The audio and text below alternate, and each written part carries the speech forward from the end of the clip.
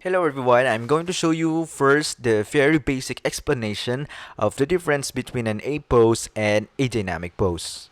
So basically an A pose it's like a base pose of your character or subject or whatever it is that you are going to draw. So this one I'm going to draw a flower, but in an A pose you can see it's like a very flat drawing. There's no actual motion. It's like there's no movement that's going on. I just draw the whole flower as it is. But in the dynamic pose, it's like more complex, right? There are curved lines that use. There are extended lines, and then the perspective also have changed, and then the shapes, and it also made a bending right here, just to make it look like it's moving, but in the sense they are just the same subject. They were both flowers with six petals, but the difference is a dynamic pose. It's like a captured motion of a flower that's actually moving on a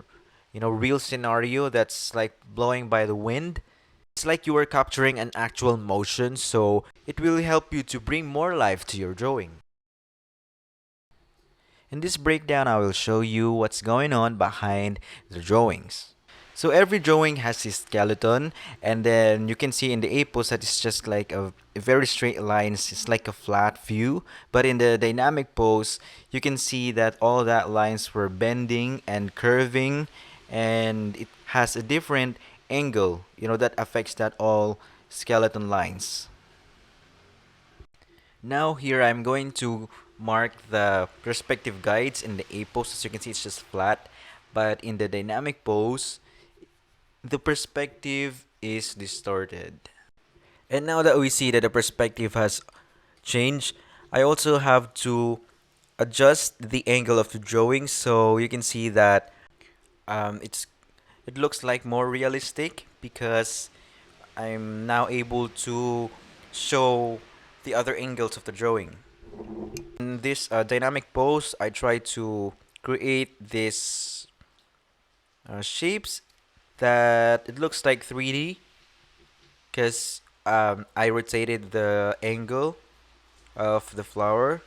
So yeah, it's really important to have knowledge on what's going on behind the drawings, all that guides, how it started, and to have knowledge with all that points and different perspectives and the angles. And we should really be observant and aware to all of those technical details so we can easily visualize and create a composition to our drawings. So if we now understand the difference between these poses, we can now apply it to a character that I'm going to do on the next part of this. Okay, so what I do here is I draw a female figure. As you can see, it's just an alpha pose, a basic pose of her just showing her silhouettes and how she stands in her, straight form. I mean, it's really, really standing there doing nothing, and um, but still there is a skeleton behind this one. So I am going to apply that on a dynamic pose, that skeleton breakdown. So, okay, let's start to create a dynamic pose. And first of all, to be able to do the dynamic pose, I have to try to explore the skeleton first. So I'm going to draw it with curved lines and bended lines, and trying to rotate the perspective of the character or try to draw a different angle of the character so I can show the different side of her.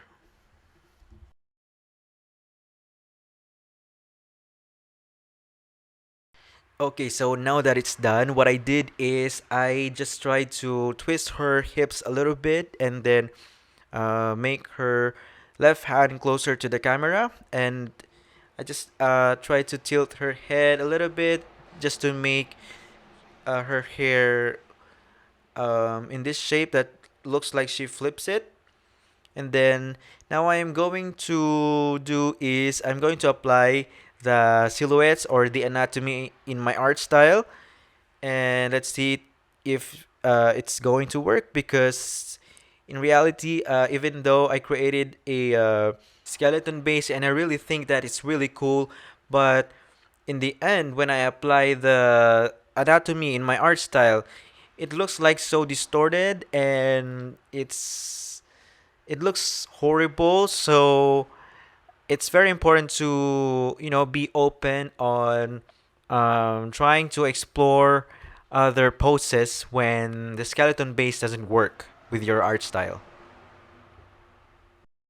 And then here I'm going to try another one, and I'm going to start it with her skeleton base, of course. And then this pose is like, imagine that she turns her back against us, and it results to a huge hair flip. So I'm going to like just play with the hair movement here.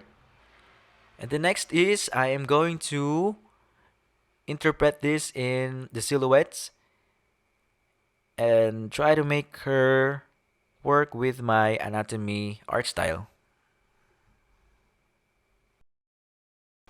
Okay, there we go. So we can see now the big difference that happened here. And I think that the skeleton base that I did is working well with my anatomy art style. So as we can see, with the dynamic pose, the character figure has become more alive because there are huge movements that's going on. The hair movement and the body pose, the bending of the hips really helps to improve the appearance of the motion of the drawing. And now I'm going to try another one, and I'm going to make it more complicated. I will try something that is flying, and then something that's like swimming or diving. So I'm going to start with the skeleton again, but try to like make this huge curve lines all around the character, just to pre-imagine the overall silhouette of the character or its overall shape. And then now I'm just going to clean the sketch and make a clear visualization of the skeleton base.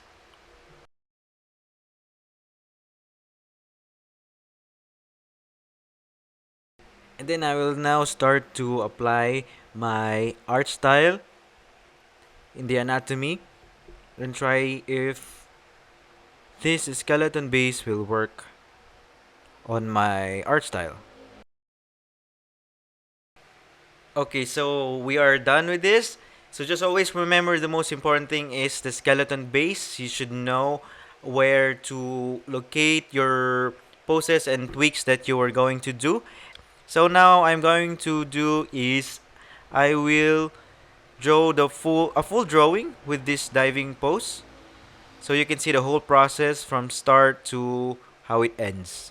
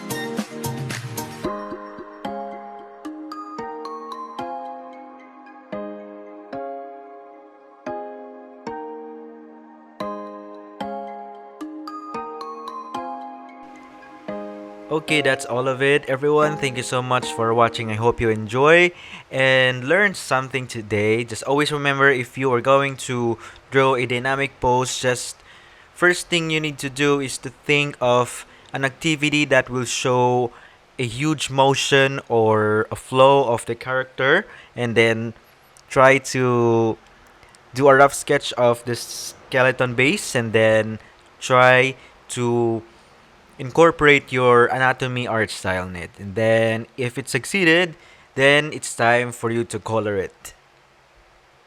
Thank you, everyone. Bye bye.